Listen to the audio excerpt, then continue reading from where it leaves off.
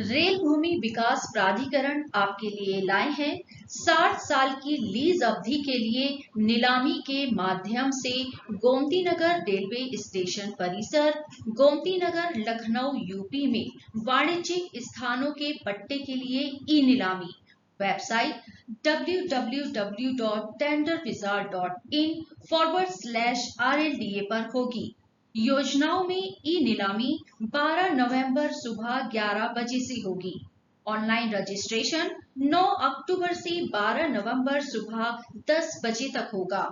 अधिक जानकारी हेतु कॉल 08045811365। रेल भूमि विकास प्राधिकरण द्वारा प्रसारित। ई नीलामी में लॉगिन अनुरोध और ऑनलाइन बोली प्रक्रिया में आपका स्वागत है। यदि आपने पहले ही www.tenderbazaar.in/RLDA पर पंजीकरण रजिस्ट्रेशन करा लिया है तो आप लॉगिन बटन पर क्लिक करके नीलामी में अनुरोध, रिक्वेस्ट एवं भाग ले सकते हैं। नए बोलीदाता को यूजर आईडी और पासवर्ड प्राप्त करने के लिए पोर्टल www.tenderbazaar.in/RLDA के होम पेज पर उपलब्ध रजिस्टर्ड नाउ बटन पर क्लिक करके अपना पंजीकरण करना होगा। इस पृष्ठ पर उपलब्ध नियम एवं शर्तें स्वीकार करें एवं प्रोसीड बटन पर क्लिक करें। बोलीदाता को सर्वप्रथम अपना ऑनलाइन पंजीकरण फॉर्म के समस्त कॉलम में सूचनाएं भरकर निर्दिष्ट अभिलेखों को अपलोड करते हुए लॉगिन बनाना अनिवार्य होगा। कॉन्टैक्ट इंफॉर्मेशन के अंतर्गत संपूर्ण अनिवार्य फील्ड भरें एवं क्रिएट प्रोफाइल बटन पर क्लिक करें। इस पेज पर बोलीदाता अपने पंजीकरण से संबंधित आवश्यक दस्तावेज अपलोड करें। उदाहरण के लिए पैन कार्ड, आधार कार्ड, जीएसटी यदि लागू हो इत्यादि। ऊपर दिखाए गए बटन फिनिश अपलोड पर क्लिक करने के बाद लॉगिन यूजर आईडी और अस्थायी पासवर्ड मिलेगा। इसके बाद बोलीदाता को पंजीकरण शुल्क का भुगतान करना होगा। पंजीकरण शुल्क का भुगतान करने के लिए बोलीदाता को प्रोसीड टू पेमेंट बटन पर क्लिक करना होगा। इस पृष्ठ पर बोलीदाता को दर्शाए गए भुगतान मोड ई पेमेंट के माध्यम से पंजीकरण शुल्क का भुगतान करना होगा।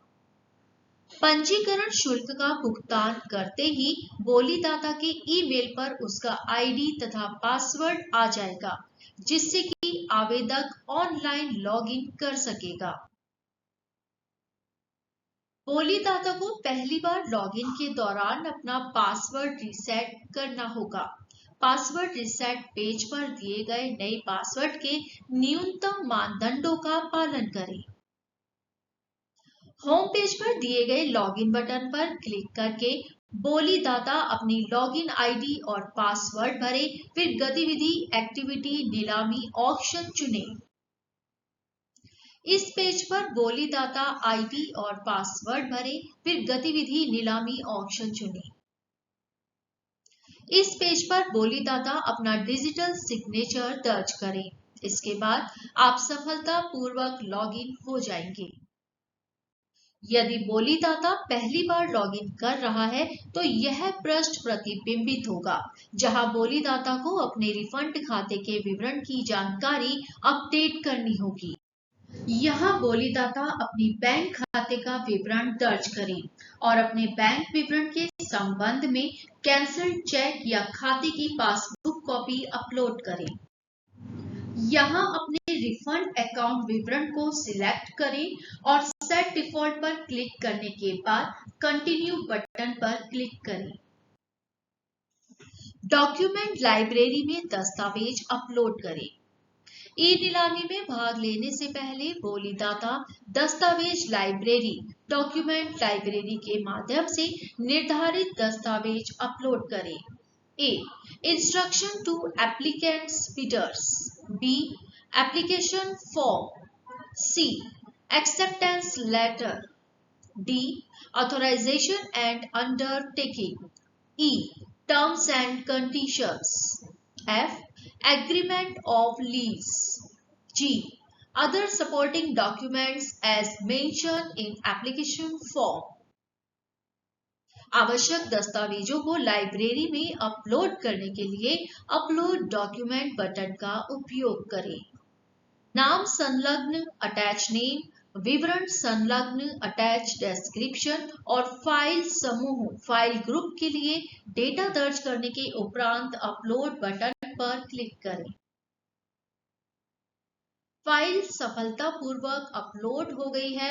कृपया फाइल डाउनलोड करके सुनिश्चित करें कि अपलोड की गई फाइल करप्ट नहीं है।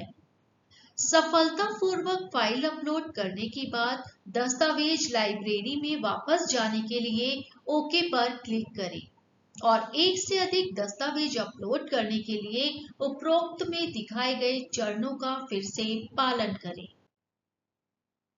एक बार सारे निर्धारित डॉक्यूमेंट्स अपलोड होने के बाद यहाँ दस्तावेज सूचीबद्ध तरीके से प्रदर्शित होंगे। वर्तमान नीलामी देखने और उसमें भाग लेने के लिए पृष्ठ के हेडर भाग में उपलब्ध अप्रूव्ड ऑक्शन बटन पर क्लिक करें। किसी भी वर्तमान नीलामी के लिए अनुरोध करने के लिए बोलीदाता को प्रत्येक नीलामी आइटम के सामने उपलब्ध नीले रंग के रिक्वेस्ट ऑक्शन आइकन पर क्लिक करना होगा।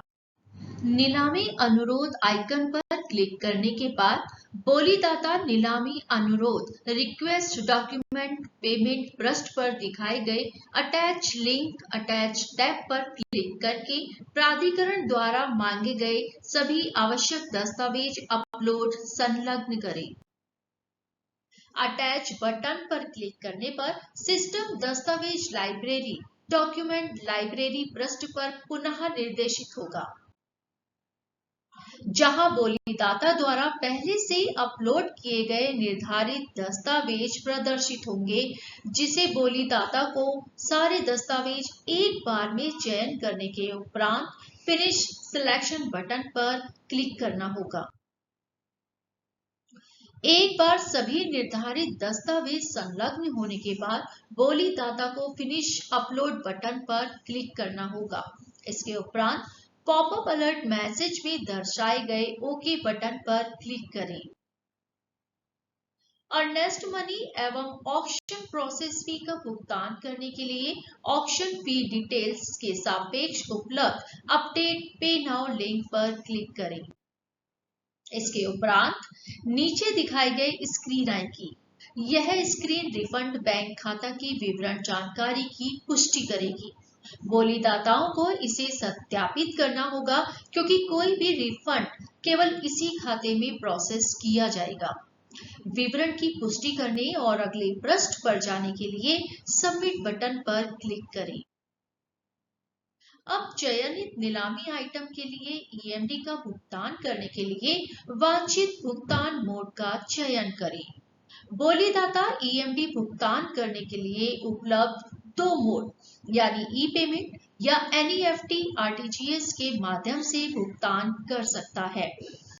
Debit card, credit card, net banking, UPI के माध्यम से भुगतान करने के लिए मोड को ई पेमेंट के रूप में चुनें और ईएमडी भुगतान करने के लिए भुगतान गेटवे पर क्लिक करें। इसके उपरांत बोलीदाता एनईएफटी आरटीजीएस या ई पेमेंट मोड के माध्यम से नीलामी ईएमडी का भुगतान कर सकते हैं।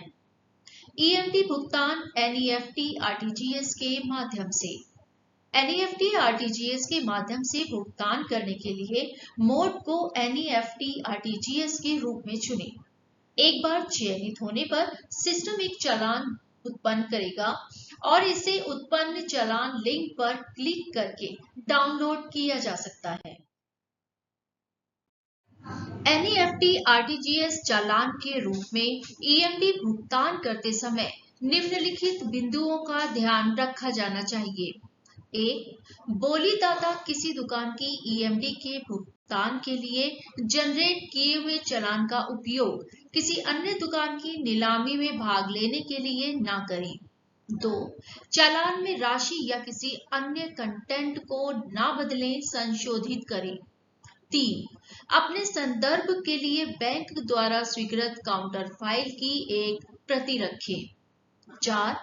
बोलीदाता को चालान प्रारूप में किसी भी विसंगति से बचने के लिए केवल उत्पन्न चालान का उपयोग बैंक में करना चाहिए। 5. बोलीदाता को ई नीलामी अनुरोध जमा करने की अंतिम तिथि और समय से पहले अर्नेस्ट मनी डिपॉजिट ईएमडी के लिए एनईएफटी आरटीजीएस के माध्यम से भुगतान करने की सलाह दी जाती है। उदाहरण के लिए, यदि नीलामी का ईएमडी रुपए 1 लाख है तो चालान में कुछ बैंक शुल्क हो सकते हैं। उदाहरण के लिए, यदि बैंक शुल्क रुपए 59 है तो चालान पर कुल राशि रुपए 1,59,000 के रूप में दिखाई दे सकती है और बोलीदाता को राशि में संपादन नहीं करना चाहिए और पूरी राशि प्लस अपने बैंक शुल्क का भुगतान करना चाहिए। एक बार जब एनईएफटी आरटीजीएस चालान के सापेक्ष भुगतान क्रेडिट और सिस्टम के माध्यम से मिलान हो जाता है तो भुगतान की स्थिति उस नीलामी आइटम के सापेक्ष पेड के रूप में दिखाई देगी जिसके लिए ईएमडी भुगतान किया गया है। ईएमडी ई भुगतान ई पेमेंट के माध्यम से बोलीदाता के पास विभिन्न विकल्प हैं, अर्थात या तो क्रेडिट डेबिट कार्ड, आईएमपीएस या नेट बैंकिंग के माध्यम से भुगतान कर सकते हैं। बोलीदाता को ऑक्शन प्रोसेसिंग फी का भी भुगतान करना होगा। एक बार भुगतान सफलतापूर्वक हो जाने पर सिस्टम भुगतान स्वीकृति प्रति उत्पन्न करेगा। बोलीदाताओं को सलाह दी जाती है कि वे लाइव नीलामी की तारीख और समय तक नियमित रूप से अपने पंजीकृत ईमेल की जांच करें ताकि किसी भी सुधार कॉरिजेंडम के लिए जारी की गई जानकारी मिल सके। यदि इनबॉक्स में ईमेल प्राप्त नहीं होता है तो स्पैम फोल्डर की भी जांच की जा सकती है। लाइव नीलामी में भाग लेने के लिए जब आपकी नीलामी शुरू होगी तो नीलामी लाइव ऑक्शन अनुभाग में दिखाई देगा। बोली प्रक्रिया शुरू करने के लिए आपको हैमर आइकन पर क्लिक करना होगा। हैमर आइकन पर क्लिक करने के बाद आपको नीलामी की शर्तें और नियम पृष्ठ पर निर्देशित किया जाएगा। शर्तों और नियमों को स्वीकार करने के बाद आपको स्वीकृति एक्सेप्ट एंड कंटिन्यू टैब पर क्लिक करना होगा। आवश्यक निर्देश अब आपको माई डैशबोर्ड पृष्ठ पर निर्देशित किया जाएगा। यहाँ बोलीदाता अपने स्क्रीन पर निम्नलिखित जानकारी देख सकेगा। ए, नीलामी में अग्रणी बोली वर्तमान H1 उच्चतम दर। बी, आरक्षित मूल्य। सी, न्यूनतम वृद्धि मूल्य। डी, समय शेष नीलामी विस्तार। ई, नीलामी में रखी गई दुकानों का विवरण।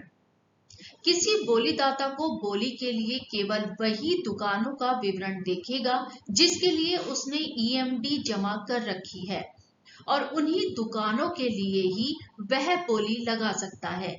इसलिए ऑनलाइन ई नीलामी में एक वृद्धि मूल्य आरक्षित मूल्य के 1% के बराबर है। बोलीकर्ता ई नीलामी के दौरान किसी भी समय बोली में एक बार में आरक्षित मूल्य से न्यूनतम 1 वृद्धि मूल्य अधिक तथा अधिकतम 10 वृद्धि मूल्य तक कर सकता है। ई नीलामी में एक वृद्धि मूल्य आरक्षित मूल्य के 1% के बराबर है। बोलीकर्ता ई नीलामी के दौरान किसी भी समय बोली में एक बार में आरक्षित मूल्य से न्यूनतम 1 वृद्धि मूल्य अधिक तथा अधिकतम 10 वृद्धि मूल्य तक कर सकता है। समय विस्तार यदि नीलामी बंद होने की अंतिम 20 मिनट में किसी दुकान के सापेक्ष बोली प्राप्त हो जाती है तो नीलामी बंद होने की अवधि 20 मिनट तक बढ़ जाएगी। यह क्रम तब तक चलता रहेगा जब तक बोली समाप्त होने के अंतिम 20 मिनट में बोली प्राप्त होना बंद नहीं हो जाता है। प्रति मूल्य को ई नीलामी नीति के अनुसार निर्धारित किया गया है, जिसे बोलीदाता अपनी बोली स्क्रीन पर देख सकता है और बोली राशि को बढ़ाने के लिए अपवर्ड एरो पर क्लिक करना होगा। यह माईबिट अनुभाग के तहत उपलब्ध टैब है, जो उनकी बोली डैशबोर्ड पर है। यदि इसे एक बार क्लिक किया जाता है तो मेरी बोली 1 वृद्धि से बढ़ जाएगी, और यदि इसे 2 बार क्लिक किया जाता है तो मेरी बोली वर्तमान बोली मूल्य से 2 वृद्धि मूल्य से बढ़ जाएगी और इसी तरह आगे बढ़ेगा। माईबिट अनुभाग में वांछित बोली मूल्य दर्ज करने के बाद बोलीदाता को बिट नाउ टैब पर क्लिक करना होगा।